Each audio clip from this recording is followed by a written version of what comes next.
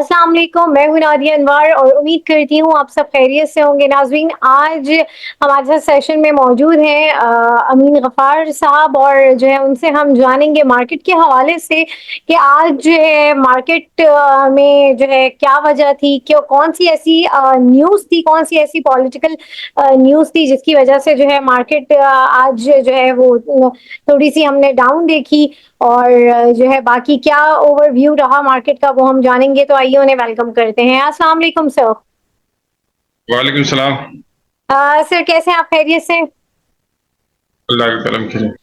Sir ज़रा आज market के हवाले से बताएँ कि आज जो है मा इतने दिन से अच्छी मार्केट चल रही थी और जो है आगे भी बहुत एक अच्छी प्रेडिक्शन थी। आज अचानक क्या कौन-सी ऐसी न्यूज़ ऐसी आई है, कौन-सी ऐसी पॉलिटिकल न्यूज़ है जिसकी वज़ह से जो है मार्केट एकदम से जो है 2000 पॉइंट जो है वो माइनस हो गई और क्या वजह रही और क्या ऑल ओवर मार्केट में मामलात रहे? थोड़ा-सा इस हवाले से हमें बताएँ। देखिए, आज की जो मार्केट तो एक क्वालिटी की नज़र हो गई बिल्कुल कि अच्छी मार्केट थी, सुबह को अच्छा आगाज़ हुआ था, काफ़ी आइटम अपर लॉ के करीब काम हुई थी और जो रूटीन की जो आइटम जो अपर लॉ लग रही है, वो तो आज अपर लॉ ही हुआ। एक आइटम आज सुई नॉर्दर्न जो काफ़ी अरसे से बढ़ नहीं रही थी, वो बढ़ गई। इसके अलावा जो ओजीडीसी, पीपीएल वगैरह है और जो आईटी के शेयर है, नेटसोल है, आयरलिंक है, ऑक्टोपस है वगैरह, इनमें सब में सेलिंग आई। जैसे कि ये जो मार्केट के अंदर से एक बात आ गई थी कि म्यूचुअल फंड सेलिंग कर रहे हैं क्योंकि इनको कुछ पॉलिटिकल हालात में कुछ जैसे नजर आ रही गवर्नमेंट के बारे में कि गवर्नमेंट का मतलब डामाडोल एक किस्म के इमरजेंसी भी लग सकती है कि गवर्नमेंट का जो अदलिया से टकराव हो रहा है, तो उस पे लोगों ने अपनी पोजीशन को नील किया और माल सेल किया। जब भी इस किस्म के जो हालात होते हैं तो स्टॉक मार्केट में सेलिंग आती है। फिर जब हालात सही हो जाते हैं फिर वहां से भी एक नई रैली बन जाती है, उसमें आइटम चेंज हो जाती है, दूसरे सेक्टर में काम हो जाता है, काम शुरू हो जाता है और फिर उसमें नई नया इंडेक्स भी आ जाता है और नई रैली बनती है, नया वॉल्यूम आता है। तो ये तो एक रूटीन की चीज है। और हमारी जो आज की मार्केट में आपने देखा कि तकरीबन जो डेली जो आइटम रोज बढ़ती थी आज वो डाउन लो पे काम हुआ है। खास करके आईटी सेक्टर और बैटरी सेक्टर और ऑयल सेक्टर वगैरह में कुछ आइटमें 4 4 5 5 रुपए डाउन हो गई। तो माल लोगों का बिक रहा था मुल्क के अंदर या मार्केट के अंदर, कोई सी पेंडिंग सी सूरत हाल नहीं है या इमरजेंसी लग गई हो या कोई सा क्राइसिस आ गया हो, इस किस्म की नहीं है। पॉलिटिकल इशू होता है, उसमें अप डाउन चलती रहती है, करेक्शन भी साथ साथ होता है। तो ये रूटिंग वाली चीज है। 2 ढाई हजार पॉइंट 81,000 पॉइंट के मार्केट ट्रेड और ये 2 ढाई हजार पॉइंट की कोई वैल्यू नहीं है। अगर ये 20 40 50 हजार इंडेक्स होता तो 2 ढाई हजार पॉइंट की वैल्यू होती। अब वहां से भी मार्केट डबल है, 4 5 हजार पॉइंट अगर गिरती तो हम कहते हैं कि यार बाकी मंदी है। मंदी नहीं है, कुछ आइटम ऊपर भी है, कुछ नीचे भी है और कुछ आइटम 4 5 रुपए डाउन पे भी काम हो रहा है। माल हर रेट में बिक रहा था और हर रेट में मिल रहा था। तो ये जो सूरत हाल होती है इसमें, इसको आप मंदी नहीं कह सकते, इसको आप करेक्शन कह सकते हैं, या आपको इसको मार्केट का जो एक जो गैप होता है, जो मार्केट एकदम से बढ़ जाती है फिर उसके बीच वाले इंडेक्स में काम नहीं होता, तो वो एक किस्म का खिलाफ मार्केट ने पुल किया है। और आज ये खैर मैंने ऑफ मार्केट देखी, ऑफ मार्केट ट्रांजेक्शन आधे घंटे के बाद होती है, उसमें तकरीबन लोग सेलर थे। तो अगला हफ्ता भी मुझे शुरू के 1 2 दिन वीक नजर आ रहे हैं क्योंकि रोल ओवर वीक में होगा। मंडे ट्यूसडे को थोड़ा मार्केट में करेक्शन रहेगा, इसके बाद इंशाल्लाह वेडनेसडे ट्यूसडे जुमेरात बुध जुमेरात को मार्केट दोबारा अपनी पोजीशन पे आ जाएगी और दोबारा सही हो जाएगी। जो इस वक्त जो ग्राउंड रियलिटी नजर आ रही है मार्केट की, उसकी मैं बात कर रहा हूँ। सही तो सर ये आगे जो है क्या ऐसा लग रहा है कि मार्केट में क्या मतलब जैसे मंदी के हवाले से लोग कह रहे हैं कि मंदी एक्सपेक्टेड है और या फिर जो है क्या मुल्क में कोई पॉलिटिकली कोई चेंज ऐसा आने वाला है जिसकी वजह से ये प्रिडिक्शन दी जा रही है, कुछ इस तरह की कोई न्यूज़ है आपके उसमें नॉलेज में?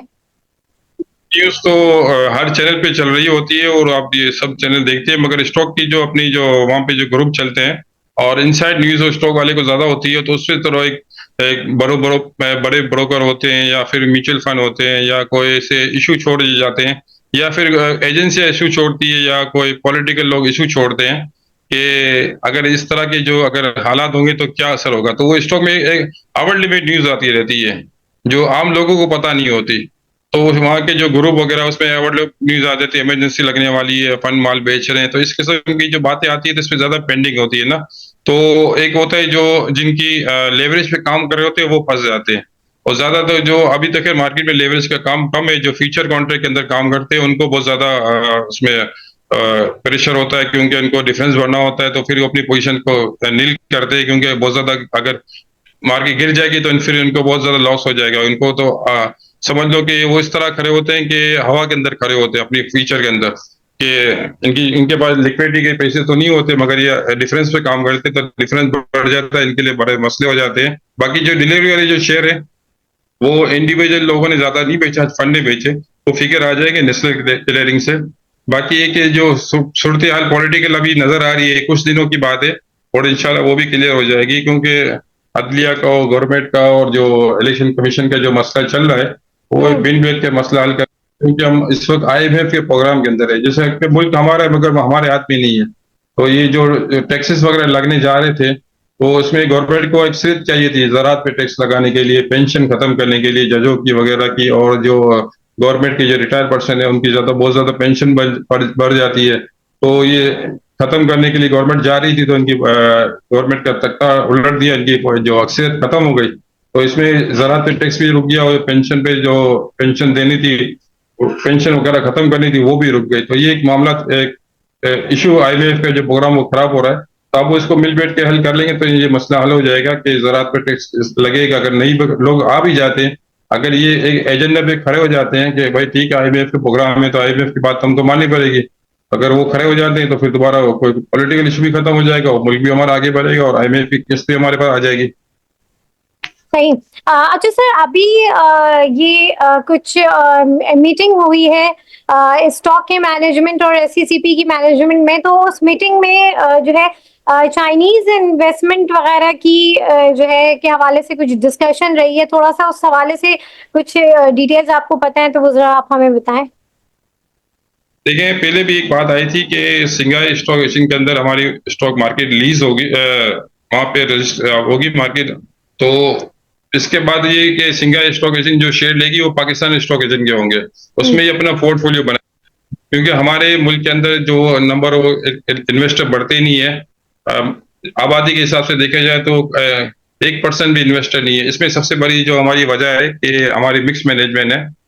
नई नस्ल जो काम कर रही होती है वो गैर मुल्की करेंसी की तरफ जाती है, गोल्ड की तरफ जाती है, कमोडिटी मार्केट की तरफ जाती है। पाकिस्तान स्टॉक एक्सचेंज में क्यों नहीं आती?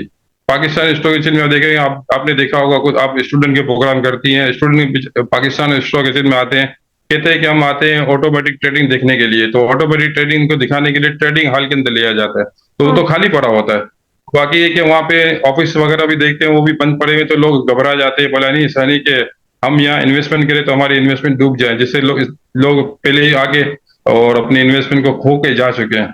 तो इस किस्म की जो मैनेजमेंट, अगर इसको चेंज कर दिया जाए, या मैनेजमेंट में कुछ जैसे काली भेड़ियों को निकाल दिया जाए, तो फिर ये कि लोग यहाँ पे आएंगे और अपने काम को होता हुआ देखेंगे, तो फिर यही इन्वेस्टमेंट करेंगे। हमारी यंग नस्ल देखिए आप, सब ऑनलाइन ट्रेडिंग कर रही है, बल्कि बाहर जा रही है, पाकिस्तान के अंदर इंटरेस्ट नहीं ले रही। क्यों नहीं ले रही? हालांकि पाकिस्तान के अंदर बहुत अच्छा रिटर्न है, मगर नहीं ले रही क्योंकि डर रही है, कोई ऐसा इनको संभालने वाला नहीं है, ना कोई समझाने वाला है। यहाँ की मैनेजमेंट इतनी है कि बस आप कोई स्टॉक एक्सचेंज के अंदर गलती से भी आ जाते हो तो कहता है कि मैं इधर कैद खाने में आ गया हूँ, तो डरता हो बेचारा, ना उसको ना कोई चाय पानी की जगह होती है, ना बैठने की, ना कोई किसी से बात कर सकता है। तो आगे घबरा के चल, फिर ये यहाँ का अपनी इन्वेस्टमेंट लगाएगा। तो अगर ये माहौल सही हो जाएगा तो पाकिस्तान के अंदर क्लाइंट भी बढ़ जाएंगे और गवर्नमेंट का रेवेन्यू भी मिलेगा। अब गवर्नमेंट को रेवेन्यू इसलिए नहीं मिल रहा क्योंकि यहाँ लोकल क्लाइंट आते ही नहीं। अब फॉरेन क्लाइंट आएंगे, वो गवर्नमेंट को रेवेन्यू नहीं देंगे, वो सारा का सारा जरिए मवाद बाहर ले जाएंगे। तो इसके लिए कि चाहिए कि स्टॉक एक्सचेंज की जो मैनेजमेंट को सही करे और लोग स्टॉक में आए, और इसके बाद आगे करें, इनको इनको इज्जत मिलेगी तो वो आएंगे, अपनी इन्वेस्टमेंट भी करेंगे। मगर इस तरह के माहौल है ही नहीं। और इस बार बार मैंने कहा कि कितने दफा मैं कह चुका हूँ, मगर कोई इस पर तवज्जो ही नहीं देता। कोई तवज्जो देगा तो इंशाल्लाह हमारी मार्केट भी तरक्की करेगी, मुल्क भी तरक्की करेगा। Sir, coming week roll over week है जैसे कि आपने बताया, तो क्या आप जो है कमिंग वीक के हवाले से आपकी क्या प्रेडिक्शंस है, क्या आप कहना चाहेंगे? देखो, मैंने बताया था कि एक दो दिन थोड़ा प्रेशर लग रहा है। आज जो ऑफ मार्केट के अंदर तमाम आइटम्स में सेलर थे, और लगता है कि को भी सेलिंग ज्यादा होगी, क्योंकि लोगों को डिफरेंस बढ़ना होगा, अपनी पोजीशन को स्क्वायर अप करना होगा, क्योंकि फ्यूचर कॉन्ट्रैक्ट के अंदर बहुत बड़ा मसला होता है हमेशा कि जी। क्योंकि वहाँ डिफरेंस बढ़ने से लोगों के पास इतनी इन्वेस्टमेंट होती ही नहीं है। अगर किसी ने अगर 10 लाख का माल लिया तो उसके पास 2-3 लाख ही होते हैं, तो फिर वो 10 लाख का माल तो नहीं उठा सकता। वो हम्म। अपनी पोजीशन चेंज करता है, वहां से जुलाई में कॉन्ट्रैक्ट खत्म करके अगस्त में जाएगा, तो उसमें इनको डिफरेंस कम भरना पड़ेगा, वरना जो अपनी माल बेच के पोजीशन नील करेगा। फिर ये कि पीर मंगल को ये अगर कॉन्ट्रैक्ट निमट जाते हैं, फिर बुध जुमेरात से इंशाल्लाह मार्केट अच्छी हो जाएगी। पॉलिटिकल हालात भी इतने बुरे नहीं है, और यहाँ तक मार्केट के अंदर एक एक्स्ट्रा ऑर्डिनरी न्यूज चलती है, इसकी वजह से थोड़ा ज्यादा प्रेशर होता है। और ये इस न्यूज का फायदा भी उठाते हैं बड़े लोग, बड़े इन्वेस्टर, क्योंकि माल अपना बेच देते हैं, अपनी डिलीवरी बेच देते हैं, फिर कम रेट में मिल जाता है, तो ये मार्केट का एक हिस्सा है। तो कितनी बड़ी इसमें घबराने की बात नहीं है, मार्केट इंशाल्लाह लाख के करीब इंडेक्स पे जाएगी, बल्कि इससे भी ज्यादा जाएगी। और हमारी मार्केट इस वक्त काफी डिस्काउंट में, हो सकता है कि मॉनेटरी पॉलिसी के अंदर डिस्काउंट रेट कम करे, हमारा एक्सपोर्ट भी बढ़ जाएगा। और दूसरा है जो हमारे जो पाकिस्तान से बाहर जा रहे हैं, वो भी हमारे रिमिटेंस के जरिया बन रहे हैं। एक्सपोर्ट में तो हम इतना नहीं कमा सकते, पाकिस्तानी बाहर जाके जो काम करते हैं वो अपने मुल्क के अंदर बेचते हैं, जिससे भी हमको अच्छा खासा डॉलर मिल जाता है, अच्छा खासा रेवेन्यू आ जाता है। तो खैर मुल्क के अंदर स्कोप तो बहुत है, थोड़ा मैनेजमेंट अगर सही हो जाए तो इसको मैनेज सही करे तो ये तमाम मसले हाईवे की तरफ हमको जाने की जरूरत भी नहीं पड़े। अच्छा, और अगर गवर्नमेंट अपने खर्चे कम करती है तो फिर वो बहुत अच्छा होगा। जैसे मौजूदा गवर्नमेंट ये ज़रात पे टैक्स लगा रही थी, कुछ पेंशन वगैरह जो उस पर कम कर रही थी, खत्म कर रही थी, इससे हमारी काफी अच्छी बचत हो रही थी। मगर ये कि ये सब चीजें पॉलिटिकल नजर हो गई, ब्यूरोक्रेट्स ने अपना काम दिखा दिया, और फिर ये कि स्टॉक मार्केट भी खराब हो गई और गवर्नमेंट भी कमजोर हो गई। सही है। और सर क्या कौन से स्टॉक्स में आप कहेंगे कि उसमें जो है हमारे इन्वेस्टर्स को काम करना चाहिए? देखें, इस वक्त तो आईटी सेक्टर बहुत अच्छा चल रहा है, इसके बाद सीमेंट सेक्टर है, ऑयल सेक्टर है, क्योंकि गवर्नमेंट ने जो बिल वगैरह के जो बढ़ा दिए हैं, सर्कुलरिटी की पेमेंट होगी, खास करके जो हमारे प्राइवेट पावर सेक्टर है उनके डिविडेंड अच्छा आएगा। और जो काफी अच्छे से ऑयल कंपनियों का ओजीडीसी पीएलपीएस वगैरह का डिविडेंड रुका हुआ है, उनको भी पेमेंट मिलेगी, उनका भी डिविडेंड आएगा, तो ये डिविडेंड वाली जो इनकी अच्छी हो जाएगी। और एग्रीकल्चर में आपने फर्टिलाइजर सेक्टर देखा, वो भी बहुत अच्छा चल रहा है, क्योंकि ज्यादातर फर्टिलाइजर सेक्टर है और इन्वेस्टर के हाथ में है, वो उन लोगों के हाथ में जो माल बेचते नहीं है। बाकी ये कि म्यूचुअल फंड के जो जो ट्रेडिंग करते थे वो फर्टिलाइजर सेक्टर से निकल गए, क्योंकि बीच में जो काफी बातें आ रही थी कि सब्सिडी गवर्नमेंट खत्म कर रही है गैस के ऊपर, मगर गैस पे सब्सिडी खत्म नहीं हुई, तो उन लोगों ने शेयर तो बेच दिया, अच्छा रिटर्न हो गया। और दूसरा है कि अगर इंटरेस्ट कम होता है तो आप इनको कंपेयर करेंगे फर्टिलाइजर के शेयर को, तो आप फर्टिलाइजर का रिटर्न ज्यादा होगा। तो इसमें आप इस सेक्टर में भी तेजी है, और ऑयल सेक्टर, आईटी सेक्टर बहुत अच्छे लग रहे हैं, सीमेंट भी बहुत अच्छा लग रहा है, आगे तरक्की आपसे काम भी होने वाले हैं। तो ये 4-5 सेक्टर बहुत अच्छे हैं, इस वक्त मार्केट के लिए हॉट सेक्टर है, तो इसमें आप इन्वेस्टमेंट करें 15-20 दिन या महीने की, तो आपको यहाँ से आकर 10 से 15% रिटर्न जरूर मिलेगा। सही।